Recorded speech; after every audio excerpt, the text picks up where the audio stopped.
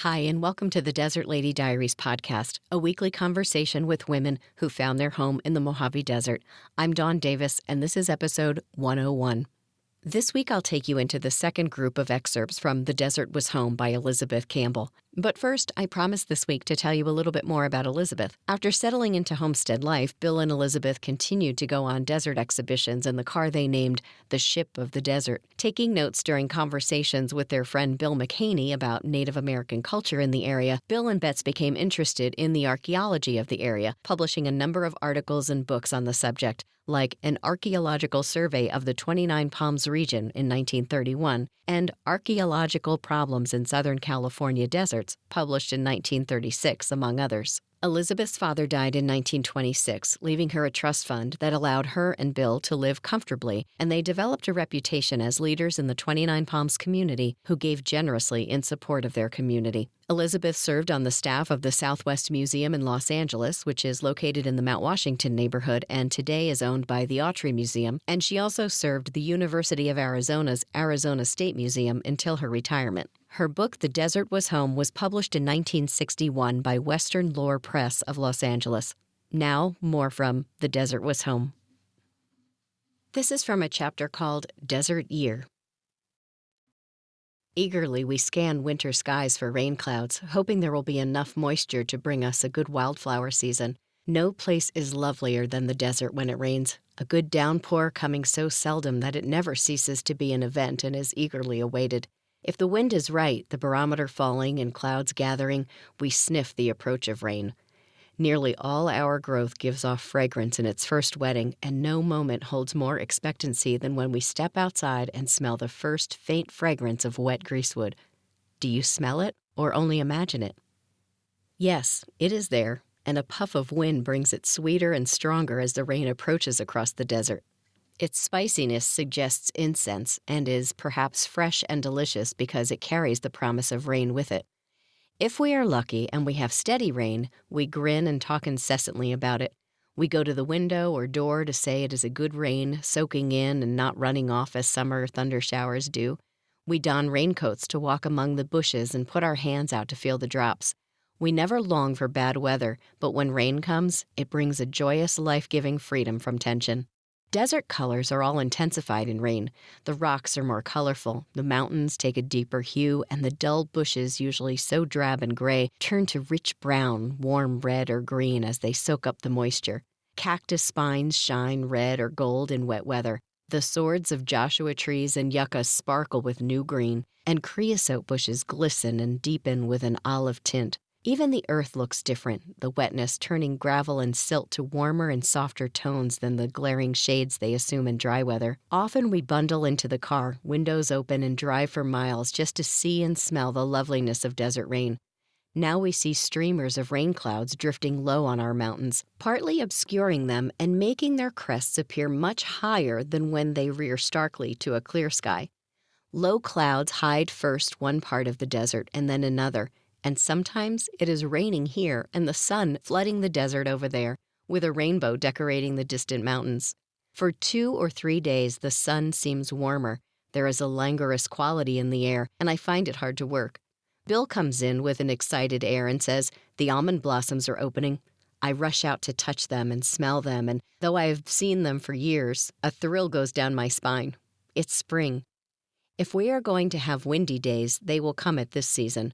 When rain falls on the coast and does not reach the desert, we get wind and perhaps a sandstorm.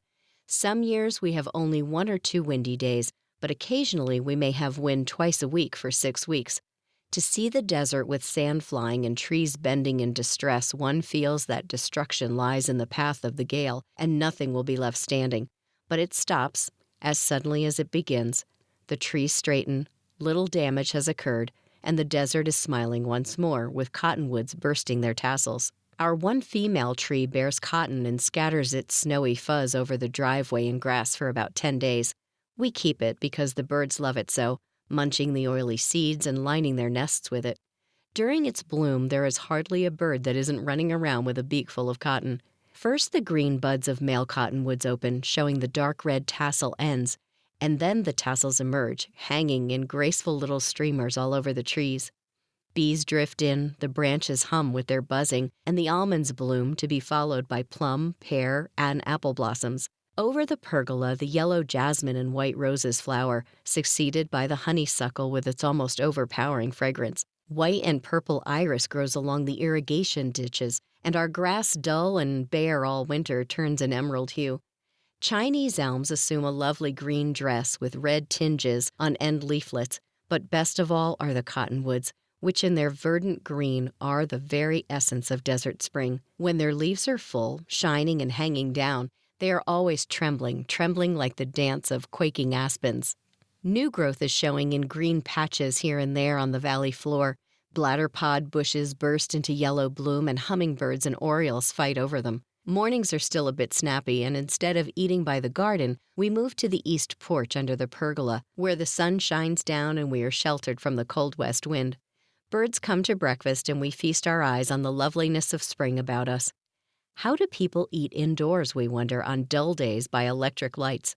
Bill works at his vegetable garden from early till late, and in an incredibly short time we are eating his vegetables, for he is a good gardener. Every minute I can snatch from housework, I am out walking under the cottonwoods and loving them, filling the trays with food for the birds, wandering out in the sun with binoculars to study bird life, so rich as it flows by in its spring migration. Irrigation days are a dream, with water gushing and gurgling, its musical flowing, singing for hours along. Spring birds love the water, and there are dozens of them bathing along the ditches. Now the days go too fast, with outdoors pulling me away from other work, but spring seems so much more important than anything else that I have to go out and enjoy it. When there has been rain, desert wildflowers baffle description. Our whole homestead is carpeted with yellow and lavender bloom. If we walk, we come home with shoes and stockings yellow with pollen, our eyes drunk on color. Great stretches of yellow daub the desert from all different composites that come with the rains. In sandy soil, verbenas turn whole areas to lavender and purple. Desert sunflowers grow on clay hills and across rock benches. And loveliest of all, desert lilies rise like a miracle to perfume the air. Then our homestead is like one vast garden, and at night fragrance permeates the house. We steal time just to go see wildflowers, and Bill photographs them in color so we can enjoy them all year. In the dunes and on sandy hummocks, white and yellow primroses grow in profusion, one of the most delicate flowers on the desert. I have topped a dune and dropped into a bowl in the sand where the whole basin was primroses. Their beauty and fragrance stirs one to tears. I remember driving up a deep canyon wash between steep banks rising above us. Primroses grew so thickly up those slopes that hardly a trace of soil was visible between them. Their stems are delicate, and passing breezes rifle their blossoms just as wind currents sway a field of wheat to motion. I remember canyon walls nodding with phacelias, those lovely bluebells of the desert. From Wash to the top of the hills was one sea of royal blue, with a dash of red Indian paintbrush here and there. I remember, but why go on? Everyone knows that a good wildflower year on the desert is one of the miracles of creation. Perhaps we are more thrilled by it because it is rare. Some flowers appear every spring, but about 1 in 5 brings us a wealth of bloom. Unusual rainfall will do it, or best of all, a blanket of snow falling evenly and soaking into the earth slowly before winds evaporate the moisture. After the 1st of July, the bedrooms were too hot for sleep. This was the signal to haul out army cots and sleep on the terrace. It was fairly cool at night most of the time, though during some summers nights were hot. 9 o'clock usually saw our guests and us trailing out in a long wrappered line to our cots under the stars. We fell asleep with just a sheet over us, but at 4 in the morning I always woke chilled, and I would softly go the rounds, dropping a blanket gently over each sleeping form.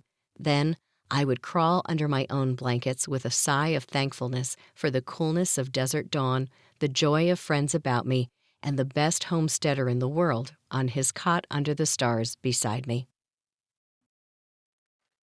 This section is from a chapter called Saving Grace. Most of us developed an easygoing tolerance that made contacts with others pleasant and often smoothed our way. We grew fond of people whose shortcomings ran the gamut from shooting frays to mild prevarications, and a desert neighbor whose standards differed from ours often enriched life by just a touch of humor. Gert and Jake lived 30 miles down the road on the way to town. They had a homestead and did odds and ends for a living.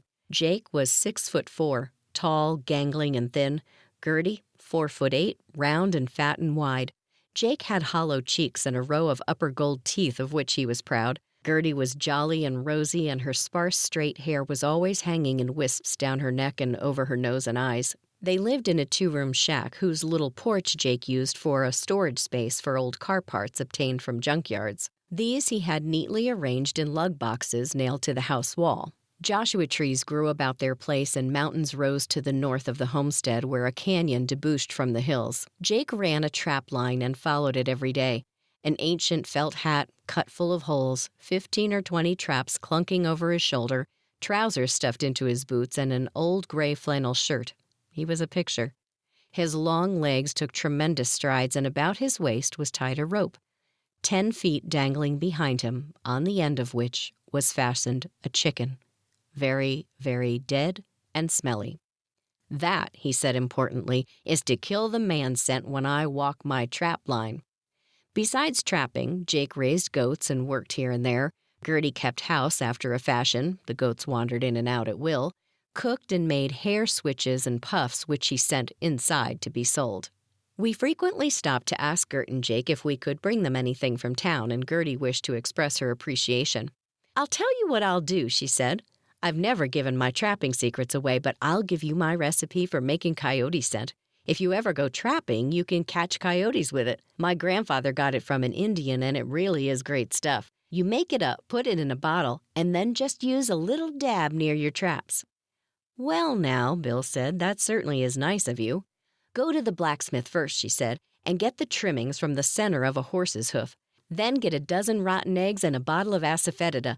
Put some fish oil in your frying pan on the stove and add the organs from a dead female coyote. Add all the other ingredients chopped up, cook it down." But there, Bill interrupted her. And I was glad, for in spite of myself, I could feel my stomach slowly turning over. "Gertie," said Bill sweetly, "I know we'd never be able to prepare it as you can. You make it and put it in a bottle, and we'll buy it from you. How's that?" It was all right with Gertie, and the price was set at $3 a pint. 2 weeks later, we were driving through the desert when a peculiar odor came floating downwind. "What is that awful smell?" I asked. "It smells as though all the cattle on the range has died, only it's worse." "I wonder," chuckled my husband, "if Gertie mightn't be making coyote scent." As we neared her house, we rushed by. There are no words in the English language potent enough to describe the horror of that smell. We both gagged as we drove past with handkerchiefs over our noses. Gert hailed us, but we did not slow down, nor did we lose the smell till we burnt up another mile. Several days later, we stopped and accepted the bottle that Gert offered us. Cautiously, I laid it on the floor, after thanking and paying her. We drove home, guarding that bottle. If I had let the stopper come out, I am sure I would have been thrown out of that car on my ear. Eventually, we put it in the hands of an old trapper who said it worked splendidly. "There just isn't any accounting for coyotes," Bill said. When Bill McHaney died, we all felt sad. He had lived so long on the desert, and we couldn't imagine the district without him. For more than 50 years, he had been mining and prospecting about almost before there had been any 29 Palms, you might say. We had camped and picnicked with him and taken him on innumerable trips. He had eaten many meals at my house, and I had nursed him when he was sick. When his great call came, he was up in the hills with a friend, another old-timer. We all felt we must go to the funeral. I fixed a blanket of greens for his casket with pinion cones and a green satin ribbon I had. It looked fresh and enduring, and I felt would cover the bareness of his plain homemade coffin. It was the coldest winter we had had for years, and the night before the funeral it snowed with a vengeance.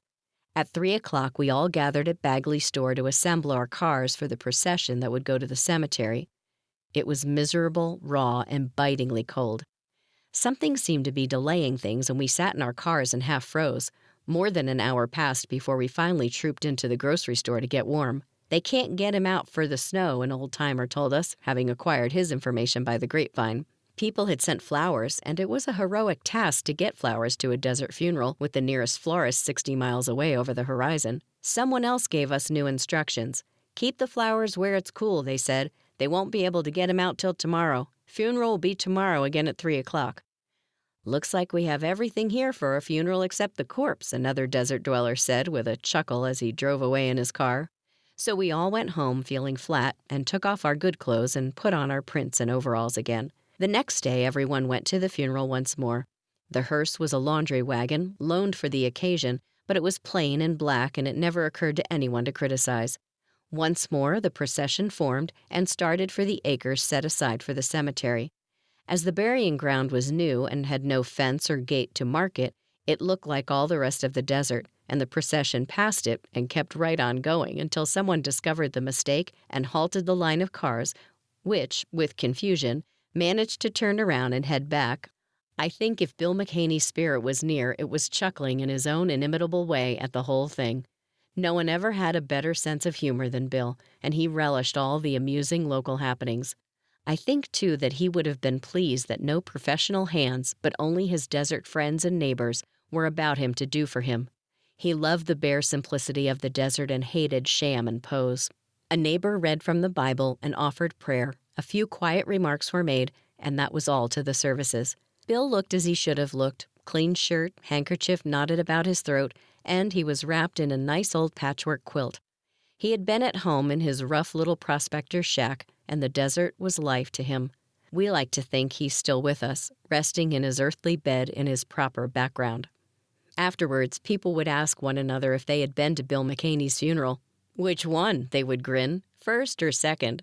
There was seldom a dull moment in our homestead days.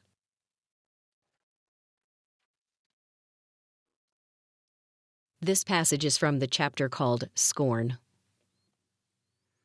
To have been friends with homesteaders, to have regained lost health, to have lived close to nature and learned self-reliance, to have found a life interest, to have slept under the stars, sharing the silence of desert nights, means one has known some of the best things life has to offer. There is compensation in the strength that comes from the courage acquired down the years. When life hands you some wallop, you learn to stand firmly and keep your head up. It took courage to homestead on the desert upwards of 40 years ago, and that kind of courage, like the stillness of open space, creeps into your soul and is there to draw on when need arises. Nearly all desert growth has thorns to protect it in some way, and perhaps we, her children, have developed thorns not noticeable to us, but all too apparent to people living amid softer surroundings. It should be borne in mind, however, that rare desert lilies grow on barren rock benches and perfumed primroses bloom in desolate sand dunes. This is from the chapter titled Nostalgia. When I begin taking valley affairs too seriously and get utterly discouraged with the way things are going, when I make an irritable reply to Bill or find fault with things, I know it is time for a change. I won't love the noise and soot and confusion of the city when I get there. The smell of automobile exhaust fumes will nearly overpower me after the purity of desert air, and I'll hate the taste of iodine and chlorine in the drinking water, but I'll enjoy the people I'll see, and I'll draw inspiration from contacts with fine minds. I'll even enjoy the shops, but I'll be ready to leave when it's time to go home. The desert gets you, of course, old-timers say, and there seems to be no better way to express it. Yes, after years of desert living, the place gets you. You never know when it happens or at what moment it first takes place, but the silence and majesty of the great spaces become a part of you, and the desert forges chains about your heart nothing on earth can break. Even the sound of desert place names causes longing when you hear them. I run over them, and they are music to my ears, while each one recalls its own vivid picture in stark outline and color. The Old Woman Mountains and the Chuckwallas, the Turtles, Chocolates, and Bullions, the Providence Range, and the Oricopias, the Hualapais, Irons and Eagles. There is Dead Man's Point and Lost Horse Well, Red Rock Canyon and Rattlesnake Cove, Sheep Hole and Tabasco Tanks, Hole in the Wall Seep, and 49 Palms Canyon. We know Squaw Tanks and Stirrup Tanks, Mystery Holes in the Pinto Basin, the Sneak Eye Spring, Lizard Tanks, Coyote Holes, and Mesquite Flats. We have Surprise Springs and Bad Water, Desolation Peak and the Badlands, Ghost Mountain and Secret Valley. There is the Cowhorn Mine and Rhyolite, the Bullion Mines and the Desert Queen, and the lost Brayfogle, Peg Leg, and Gunsight claims. There was Stingaree Gulch, Seven Troughs and Rawhide, and we remember Jawbone, the Sandstorm Claim, and Ruby Wonder. Most of them are hard, plain names with no frills about them, and so were the names of our own. I think of Bill, Jim, and Frank, Mac, Gus, and Tom, Ed, Harry, and Bob, and so on. There were Anna, Blanche, and Helen, Elizabeth, Mame, Kate, and Maud, Mary, Edith, and Lizzie among our women, just good sound he-man and she-woman titles with no fancy handles there. They sing across the empty spaces with the names of mountains and flats like the music of desert wind playing through greasewood bushes, and they produce nostalgia in one's soul. Desert names and desert living, it is all the land has to offer of her charms. When they bring us city ways, they are as out of place as a white-faced cow would be on Fifth Avenue. They have spoiled the desert, Bill says sadly as he stands at our 40-acre gate with his arm about me. We look up in the great alluvial slope to the south, and it is dotted with little houses and scarred with subdivision roads and clearings. Nearly every hill in the valley has been marred with a hideous metal water tank, and endless telephone and light poles string their disfiguring lines in every direction with no trees to hide them. The charm of the place was its isolation, and billboards in a treeless land haven't helped any. Papers and trash accumulate and blow about, and hardly a palm oasis remains that hasn't been fired by picnickers. The trees, fortunately, do not die, but with their lovely skirts of palm fronds gone and their boles black as coal, they remain disfigured always, their natural beauty of color and outline gone. We turn and look at our own beautiful hill rising almost 300 feet on the north of our acreage and sigh. We both have the same heart-rendering thought that one day an ugly tank may desecrate its God-given beauty and subdivisions may scar its lovely brush and holly-covered slopes. The old desert no longer exists, and we've lost much with the passing years. Vast acreages in different localities are now fenced off for bombing ranges, and naval and military installations have taken miles for their purposes. Air bases and landing fields have sprung up, and planes roar overhead, shattering the desert quiet, while highways extend almost everywhere. Many of our loved water holes are now so accessible they are littered with picnic trash, so one does not care to visit them. Our own valley has built up so much that houses are almost touching one another. Yet when we find some secluded spot as yet unchanged in which to relax and picnic, we still feel the desert's charm, and our love for it remains. The old hospitality has vanished. No one thinks of coming without notifying you, and we no longer barge in at any old time on our neighbors. It has been years since anyone's felt free to come unannounced to breakfast, though we would love it if they did. Something about fences and gates and dining rooms makes people feel shy of the welcome they felt so sure awaited them in a one-room cabin, or is it largely a change of times? I still can get a meal for 5 or 6 extra people with very little effort, and washing a few extra dishes and sheets bothers me not at all, which is one blessing I have gained from desert living that I hope will never fail me, nor will, I hope, the courage and self-reliance that come from standing on your own feet in the wilderness. The other night we were talking about early desert days and their attendant gun-waving. I spoke of some of the shady and rough characters of that time. "Well," said my hostess, "I'm thankful that it has been a nice place since I've been here." I thought about that afterwards. With all our range cows, wild threats, and feuds, no one was shot dead in our midst in the pioneer days, whereas murders occur now. While vacant mine buildings and cabins were high-graded, now and then in the past, no one ever thought of locking their doors. For 12 years while we were cattle country, I never owned a key for my door, and I never lost anything, but we all feel safer to lock our doors now. Recently, one man cut another man's throat, and another shot his wife dead, which did not happen years ago in our midst. We have drunken brawls and saloon door and window smashings, and we didn't formerly. We think things are much shoddier now than in earlier days, when everyone was flourishing a gun. "How lovely and peaceful your home is," people say on entering our house. "It must be nice to live here where it's quiet and you never have any troubles. So many of your homesteaders have a calm and serenity that we envy." If there be calmness about homesteaders or an atmosphere of peace in our homes, all I can say is we've earned it. Not having any troubles is just plain funny when you think of how we lived through feuds and lawlessness. So perhaps if we've acquired a measure of poise and calm, it is one more gift the desert bestows on her children, who love her enough to live with her thorns and ride out her stormy moods. Sometimes I feel we lack adaptability when we are in other places, and that terrible pull of the desert grips the heart. We can live happily elsewhere for a while, but the time will come when one of us goes starry-eyed, and sooner or later the same terse comment will be uttered. I have to get back to the desert. And that is all. We were staying in an eastern city because of the death of a relative, and there was an estate to settle. Hotel living cramped our souls, and conditions were not normal. We not only had grief to face but loneliness for friends, and we were out of our element. Besides, things weren't going well, and we were distracted. Everything in the desert is direct and clean-cut, and one hacks one's way to an objective by the relief of hard physical effort as a rule. The processes of law are so slow and involved, and much of it seems unfair and unreasonable. It was murky gray weather, early spring, and we had to eat all our meals by electricity. All the faces we passed were strange, and no one said, "Lo there," with a slap on the back as they passed. Easter morning finally arrived, the first in years we hadn't stood hand in hand to see the desert sun come streaming over our golden hill, and all our mountains turning to rosy light. Each knew what the other was thinking, and we tried especially hard to be bright and cheerful for the other's sake. We were sitting over breakfast trays in our room and chatting together. I was knitting, and Bill was having a smoke with a faraway look in his eyes. There came a knock at the door, and Bill answered it. The colored boy handed him a package, shoebox size. "For the missus," he said. "It came airmail and special delivery." We closed the door and sat down again.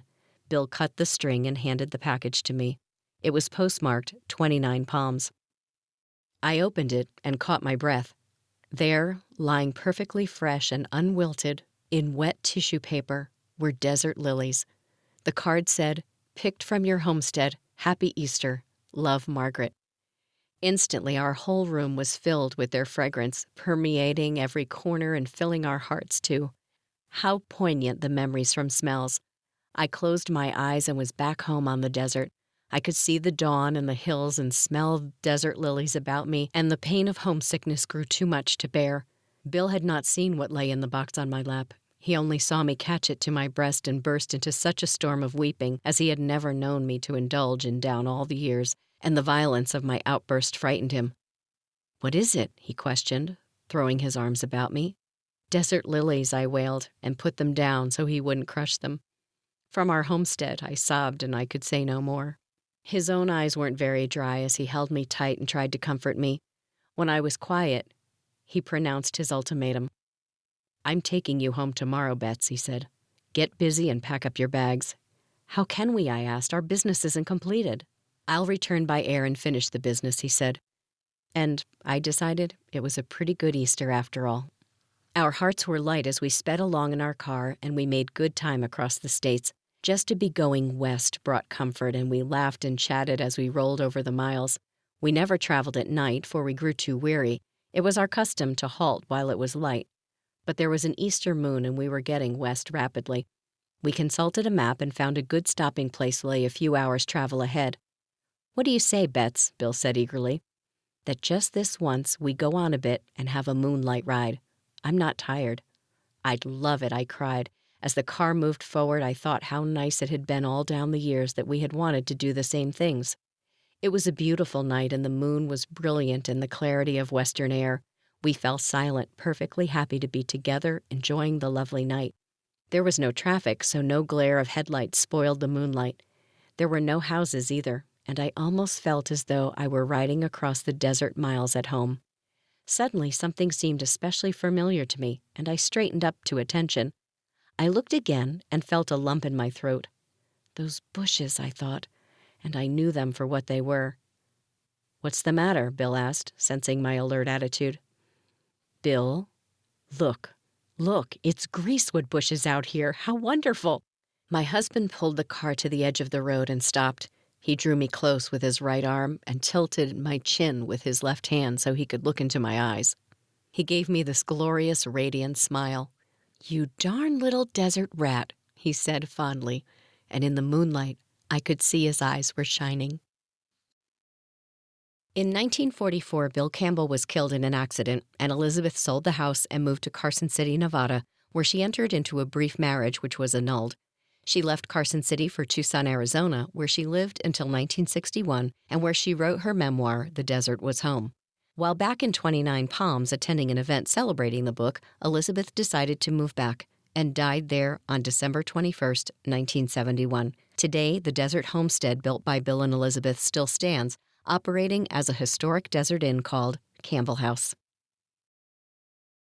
Janet, Judy, Kimberly, and Ann, thanks so much for letting me know how much you enjoyed last week's episode. I really appreciate the feedback. And if you're listening and have feelings about the excerpts that you heard this week, I'd love to hear them. Send them along to me at desertladydiaries@gmail.com. I'll be back next week, resuming the interviews of contemporary desert ladies. Thanks so much for listening.